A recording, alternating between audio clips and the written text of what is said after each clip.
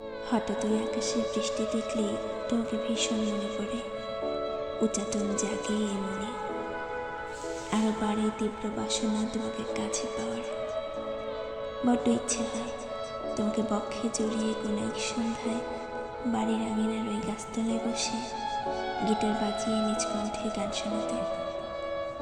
গান শেষে চায়ের আড্ডা, এক পেয়ালা চায়ে দুজনের চুমুক, অতঃপর তোমার পানে চেয়ে থাকা, লজ্জিত চোখগুলোতে তোমার লুকোচুরি খেলা, স্বপ্নে নিয়ে যেন পূর্ণপ্রাপ্তির অনন্য এক মুহূর্ত।